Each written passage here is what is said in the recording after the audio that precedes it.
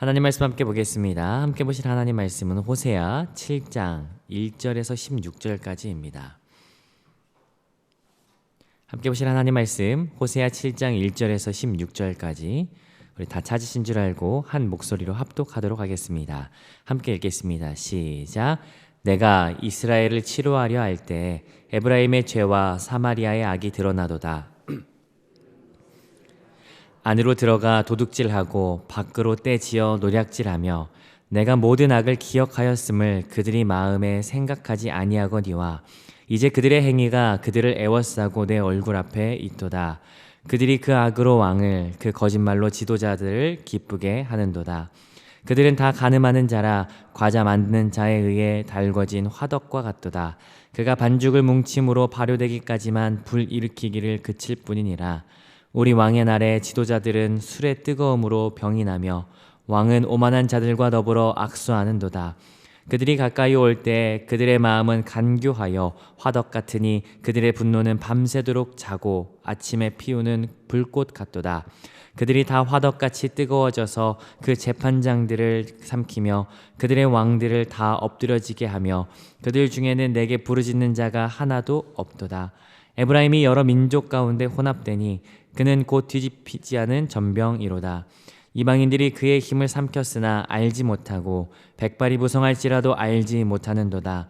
이스라엘의 교만은 그 얼굴에 드러났나니 그들이 이 모든 일을 당하여도 그들의 하나님 여호와께로 돌아오지 아니하며 구하지 아니하도다. 에브라임은 어리석은 비둘기같이 지혜가 없어서 애굽을 향하여 부르짖으며 아수르로 가는도다. 그들이 갈 때 내가 나의 그물을 그 위에 쳐서 공중의 새처럼 떨어뜨리고 전에 그 회중에 들려준 대로 그들을 징계하리라. 화 있을진저 그들이 나를 떠나 그릇 같음이니라. 패망할진저 그들이 내게 범죄하였음이니라. 내가 그들을 건져주려 하나 그들이 나를 거슬러 거짓을 말하고 성심으로 나를 부르지 아니하였으며 오직 침상에서 슬피 부르짖으며 곡식과 새 포도주로 말미암아 모이며 나를 거역하는도다. 내가 그들 팔을 연습시켜 힘있게 하였으나 그들은 내게 대하여 악을 꾀하는도다. 그들은 돌아오나 높으신 자에게로 돌아오지 아니하니 속이는 활과 같으며 그들의 지도자들은 그 혀의 거친 말로 말미암아 칼에 엎드려지리니 이것이 애굽 땅에서 조롱거리가 되리라. 아멘. 이렇게 말씀 살펴보도록 하겠습니다. 우리는 같이 함께 호세아를 묵상하는 중입니다. 어제는 이 호세아의 역사적 배경과 함께 이스라엘을 향하여 돌아오라 라고 말씀하시는 하나님의 부르심을 같이 함께 살펴보았습니다. 여러분, 우리를 부르시는 하나님, 우리를 기다리시는 하나님, 사실 우리에게는 이런 하나님의 성품이 굉장히 익숙하고 당연하게 여겨지지만 사실은 이방 종교에서는 절대로 있을 수 없는 일이죠. 오히려 사람은 신을 위한 도구일 뿐 그 어떤 종교도 사람을 인격적으로 대하는 곳이 없다라는 것을 우리가 참 잘 알고 있습니다. 그러나 우리 하나님은 그 종교적이거나 사람이 만든 어떤 그 신들의 성품과 전혀 다른, 다시 돌아오기만 한다면 다시 싸맬 것이고 다시 고칠 것을 약속하시는, 어떻게 보면 참 속도 없는 하나님이신 것을 호세아가 말하고 있지 않나 싶습니다. 그 애끓는 마음, 애틋한 그 하나님의 사랑을 호세아가 표현하고 있죠. 그렇다면 그 하나님의 그 뜨거운 사랑을 경험한 사람이라면 어떻게 살아야 할까? 오늘 본문은요, 돌아오라 라고 말씀하신 그 초청하신 그 하나님의 그 부르심 이후에 보여지는 상황으로 보여집니다. 이 내용을 우리는 네 단락으로 나눠서 볼 수가 있을 것 같은데요, 1절부터 2절까지는 이스라엘의 반응에 대해서 보여지고 있고 그 반응에 대해서 구체적으로 3절과 7절에서는 내부적인 상황과 8절과 12절에서는 외부적인 상황, 그리고 그에 대한 결과로서 13절부터 16절까지 하나님께서 어떻게 하실지에 대해서 나오게 됩니다. 우리 단락별로 차례대로 살펴보도록 하겠습니다. 자, 우리가 다시 한 번 더 기억하고 싶은 것은요, 하나님께서 이스라엘 향하여 돌아오라 라고 말씀하셨어요. 그리고 너희를 고치겠다 라고 작정하신 거예요. 자, 그리고 나서 오늘 1절입니다. 자, 다시 1절 한번 읽어보겠습니다. 시작. 내가 이스라엘을 치료하려 할 때 에브라임의 죄와 사마리아의 악이 드러나도다. 그들은 거짓을 행하며 안으로 들어가 도둑질하고 밖으로 떼지어 노략질하며. 1절을 시작하면서 명확하게 드러나는 것, 그 때가 언제인지가 드러나는데 하나님께서 이스라엘을 치료하려 하실 때라고 말하고 있습니다. 돌아와라, 내가 다 용서하겠다라고 말씀하신 그 직후를 말하고 있는 거예요. 그런데 뭐라고 말합니까? 이스라엘, 에브라임, 사마리아, 이건 사실은 이스라엘 전체를 이야기하는 것이거든요. 그들이 어떻게 합니까? 악이 드러나고 있어요. 에브라임의 죄, 사마리아의 악, 거짓, 계속해서 이 모든 악한 것들이 드러나고 있는 거예요. 여러분, 마치 이런 그림 같습니다. 이런 장면 같아요. 야, 그래, 내가 용서할게. 하나님께서 그렇게 말씀하셨어요. 그리고 하나님께서 이렇게 마음을 돌이키시는 와중에 띵동, 새로운 죄가 업데이트 되었습니다. 띵동, 또 새로운 죄가 생겨났습니다. 이 죄가 계속해서 업데이트되고 추가되어지는 모양새를 지금 보고 있는 거예요. 여러분, 근데 그 죄가 어떤 죄인지 아십니까? 거짓, 도둑질, 노략질. 이 탐에서 빼앗는 것 노략질이지 않습니까? 여러분, 거짓과 도둑질과 빼앗는 것, 여러분 어디에서 본 적 있지 않으신가요? 이 세 가지 죄는 십계명에 나오는 죄입니다. 하나님께서 말씀하신 율법을 액면 그대로 뒤집고 죄를 짓는 내용이 여기 등장하는 거예요. 여러분, 이게 말이 될까? 그런데요, 사실 2절에 보니까요, 사실 그보다 더한 죄가 있는 거 보게 됩니다. 십계명 어기면 사실 말 다 한 거 아니겠습니까? 아니요, 그보다 더한 죄가 있어요. 여러분, 제가 아이들을 키우는데요, 아이들 키우면서 이렇게 훈육할 때 애들이 혼나다가 더 혼나는 때가 있습니다. 그때가 언제인지 잘 아시죠? 잘못을 했는데 그 잘못을 인정하지 않으면 더 혼납니다.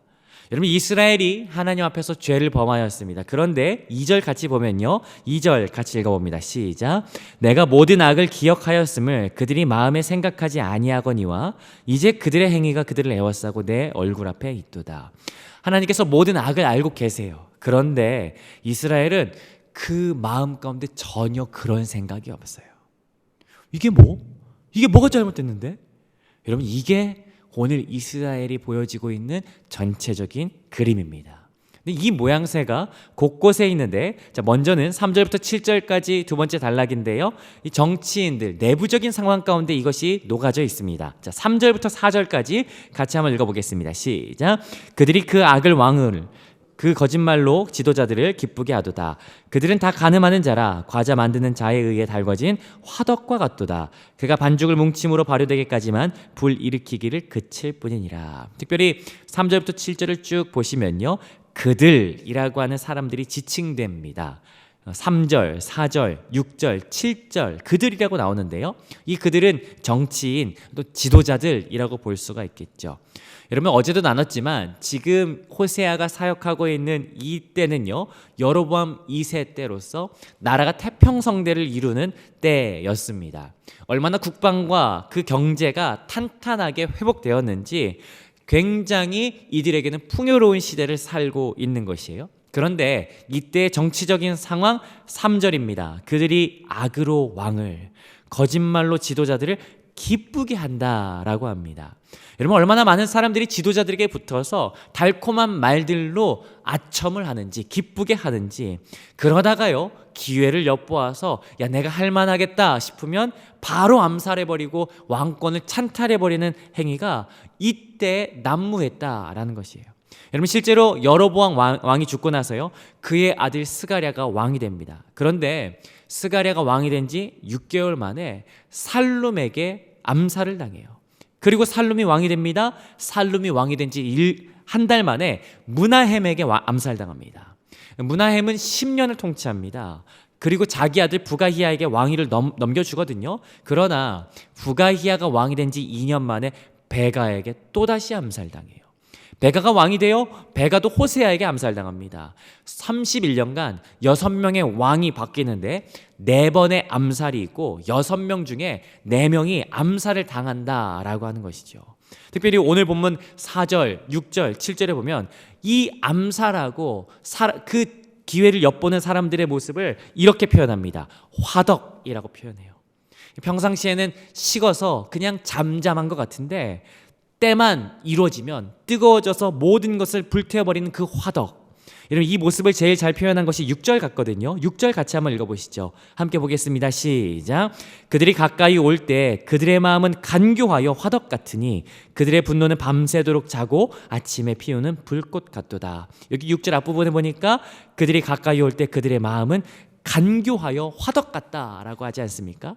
여기 간교하다라고 하는 말을 직역하면요, 그들의 마음이 매복하고 있다라고 하는 거예요. 지나가는 적을 넘어뜨리기 위해서 매복하는 마음, 화덕, 정치적인 야욕을 가지고 있는 모습이죠. 여러분 이게 내부적인 상황입니다. 그런데요, 사실 내부적으로 더 큰 문제가 하나 있어요. 그건 뭐냐면 7절의 마지막인데요. 7절의 마지막 눈으로 한번 보시죠. 왕들을 갈아치우기 바쁘고 자기가 뭔가를 해먹기에 바쁜데 그런데 누구도 내게 부르짖는 자가 하나도 없도다. 하나님 누가 왕이 되어야겠습니까? 하나님 이 악한 상황들을 바라보며 하나님께서 저를 혹시 왕으로 부르셨습니까? 제가 이걸 해야 합니까? 제 부르심입니까? 누구도 하나님 앞에 묻는 자가 없다라는 거예요. 달리 말하자면 하나님을 향한 존중과 하나님을 향한 간구가 전혀 없었다라는 거죠. 이 내부적인 상황입니다. 밖에서 보는 모습은 어떨까요? 8절부터 12절까지는 외부적인 상황이거든요. 8절은 이스라엘을 이렇게 말합니다. 8절 같이 읽어봅니다. 시작.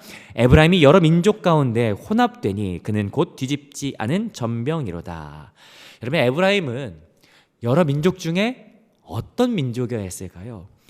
구별되어야 됐어요. 그러나 여기 이야기합니다. 혼합되어 버렸다. 곧 뒤집히지 않은 전병이다. 사실 전병은 우리에게 좀 익숙하지 않은 그런 음식이죠. 차라리 부침개가 더 익숙합니다. 오늘 같은 날, 그렇죠? 부침개. 사실 부침개는 때가 되면 뒤집어야 합니다. 안 그러면 타지 않습니까? 그러나 오늘 여기서 이야기하는 거예요. 이스라엘을 그 뒤집을 타이밍을 놓친 부침개와 같다. 전병이다. 까맣게 타서 먹을 수 없는 전병. 때가 되면 돌아서야 했는데, 때가 되면 뒤집어져야 했었는데, 그런데 그 때를 지나도 한참 지났다라는 거예요. 그래서 9절 제가 읽어봅니다. 이방인들이 그 힘을 삼켰으나 알지 못하고 백발이 무성할지라도 알지 못하는도다. 이방인들이 그 힘을 삼켰어요. 어떤 전쟁이나 침략에 의해서 빼앗겨 본 거예요. 사실 예전에는요, 침략당하고 빼앗기면 하나님 앞에 회개했거든요. 간구했거든요. 그리고 9절 중반에 보니까 백발이라고 하는데 사실은 맞소라 사본에서는 곰팡이라고 번역합니다. 자, 그러니까 뒤집을 타이밍을 놓치다 못해서 먹지 못해서 뒀더니 곰팡이가 필 정도로 시간이 오래됐는데도, 시간이 있어도 시간이 지나도, 나에게 기회가 있어도 시간이 지날지라도, 그런데 9절 반복되는 거예요. 알지 못한다, 알지 못한다 라는 거예요. 오히려 11절 에브라임은 어리석은 비둘기같이 지혜가 없어서 애굽을 향하여 부르짖으며 아수르로 가는도다. 어리석은 비둘기처럼 애굽에게 붙을까 아수르에 붙을까 갈팡질팡하는 모양새. 여러분 얼마나 답답한 모양새입니까? 그런데요, 동일하게 더 큰 문제가 하나 있어요. 그럼 뭔지 아십니까? 10절 마지막에 보니까 이 모든 일을 당하여도 그들의 하나님 여호와께 돌아오지 아니하며 구하지 아니하도다. 앞에서도 암살과 정치적인 관계가 난무하는데도 아무도 구하지 않았어요. 그런데 여기에서도 대외적으로도 어려움이 이렇게 많은데도 아무도 구하지 않는 모습. 그래서 하나님께서 말씀하시죠. 마지막 단락인데요, 13절 같이 한번 읽어보겠습니다. 시작. 화 있을진저 그들이 나를 떠나 그릇 같음이니라. 패망할진저 그들이 내게 범죄하였음이니라. 내가 그들을 건져주려 하나 그들이 나를 거슬러 거짓을 말하고. 화 있을진저, 중간에도요, 패망할진저, 너희들 진짜 안 되겠다, 너희들 망할 것이다, 내게 범죄하고 거슬러서 거짓을 말하고 그릇된 길로만 가는 너희들. 14절에 보니까요, 성심으로 나를 부르지도 않고 너희들 마음을 담은 기도 한마디 한 번도 하지 않는 너희들아. 15절 내가 너희를 힘있게 했는데 너희는 오히려 그 힘으로 나를 향해서 대적하기 위해서 그 힘 가지고 죄를 지으려고 애를 쓰는구나. 그래서 16절 결론입니다. 후반부 너희는 칼에 엎드려지리니 이것이 애굽 땅에서 조롱거리가 되리라. 너희를 쓸어버릴 거야 라고 말씀하시죠. 오늘 본문을 정리해 보면요, 하나님께서는 이스라엘을 다시 돌아오라 라고 초청하셨습니다. 그러나 하나님께서 이스라엘을 치료하시겠다라고 하는 그 마음을 돌이키신 그때, 이들이 마음을 돌이키고 돌아오면 참 좋을 텐데, 그 초청을 하신 그 직후에 보니까 이들의 죄가 더 계속해지고 있는 걸 보게 되는 거예요. 알고 보니까 이들은 죄를 범하는 것이 아니라 그 죄를 지었는지도 모르는 상황에 놓여 있는, 내부적으로는 누가 왕권을 잡을까 계속해서 살해하고 빼앗고 모함하는 일만 있고요, 밖으로는 뒤집히지 않은 전병처럼 그냥 타버리고 있는, 타다 못해서 곰팡이가 피어질 정도로 그랬는데도 그냥 그저 누구에게 줄을 댈까, 열강들에게, 아수르에게, 애굽에게, 어디에게 힘을 좀 의지해 볼까, 이러는 모습들 보고 있는 것이죠. 그런데 더 큰 문제는 뭐였습니까? 그 누구도 부르짖지 않아요. 7절, 그들 중에 내게 부르짖는 자가 하나도 없도다. 10절, 돌아오지 아니하며 구하지도 아니하도다. 여러분 정말 안타깝지 않으십니까? 하나님이 기다리시는데 전혀 돌아올 마음이 없는 이들. 그런 생각이 듭니다. 아, 이들의 마음이 정말 굳어져 있구나. 여러분 가운데도 혹시 마음이 굳어져 있는 영혼들을 볼 때가 있지 않으신지요? 저도 청년부 담당하면서 청년들을 이렇게 볼 때 간혹 정말 그 마음이 돌처럼 굳어져 있는 친구들 봅니다. 하나님, 나? 그게 무슨 상관이야. 그러거나 말거나 난 그냥 내 삶을 살 거야. 내 삶을 즐길 거야. 그런 친구들 볼 때마다 늘 고민돼요. 야, 어떻게 마음이 부드러워질 수 있을까? 어떻게 그 마음이 부드러워질 수 있을까? 제 개인적으로는 어릴 적부터 제게 이렇게 각인되어져 있는 이미지가 하나 있어요. 뭐냐면 저희 집에서 현관문을 딱 열고 방으로 들어가려고 하면 항상 그 방문 옆에 걸려있는 액자가 하나 있었어요. 그러니까 여러분도 아실 법한 그 성화 하나인데, 요한계시록 3장 20절 모티브로 한 이 밖에서 이렇게 등불 하나 들고 문 이렇게 있고 이렇게 두드리시는 예수님 모습 기억나지 않으십니까? 되게 오래돼 가지고 이렇게 막 이상한 금색 테두리 액자 이렇게 돼 있는 그 그림. 이제 어린 저를 이렇게 두고 저희 어머니께서 늘 하셨던 말씀이 있어요. 뭐냐면, 아들, 문만 열면 된다. 문만 열면 그러면 예수님이 들어오셔서 다 돼. 굳어져 있는 그 마음 가운데 무엇이 필요할까? 아, 그래, 저 문만 열리는 성령의 은혜가 필요하구나. 볼지어다 내가 문 밖에 서서 두드리노니 누구든지 내 음성을 듣고 문을 열면 내가 그에게로 들어가 그와 더불어 먹고 그는 나와 더불어 먹으리라. 이 말씀이 구원의 역사를 넘어서 우리 하루의 삶 가운데 은혜의 자리로 이어지는 그 말씀이 되기를 주님의 이름으로 축복합니다. 하나님께서 그 마음 가운데 찾아오실 때 부드러워질 수밖에 없어요. 문을 열기만 하면 들어오셔서 그 딱딱한 마음을 다시 한 번 더 부드럽게 하시는 역사가 있게 되는 것이죠. 여러분 아시죠? 아무리 딱딱한 대지라도요, 부드럽게 만드는 것은 오늘처럼 내리는 단비입니다. 그 단비라면 어떤 딱딱한 대지라도 부드러워질 수밖에 없어요. 오늘 우리에게 이 성령의 단비가 부어지기를 주님의 이름으로 축복합니다. 굳어져서 하나님께서 우리를 부르시는지조차 알지 못하는 이 이스라엘 백성 가운데 필요한 것은 다름 아닌 성령의 역사입니다. 혹시 우리들의 마음이 또는 누군가의 마음이 단단하게 굳어져 하나님이 부르시는 것조차 인식하지 못하고 여전히 죄 중에 거하고 있습니까? 그렇다면 오늘 우리 같이 함께 간구하고 기도하십시다. 하나님, 성령의 은혜가 필요합니다. 내 힘으로 할 수 없어 하나님께 의지할 수밖에 없사오니 하나님 찾아오시어 그의 마음의 문이 열도록 도와주시고 그 가운데 찾아가 하나님께서 부드럽게 하시는 귀한 은혜 누리게 하여 주시옵소서라고 같이 함께 기도하며 나아가는 오늘 이 하루, 그리고 또 이 말씀이 나에게 적용돼요. 하나님, 내 마음이 다시 한 번 더 하나님의 부르심 앞에 반응할 수 있는 이 하루 되게 하여 주시옵소서라고 그렇게 나아가는 이 하루 되시기를 주님의 이름으로 축복합니다.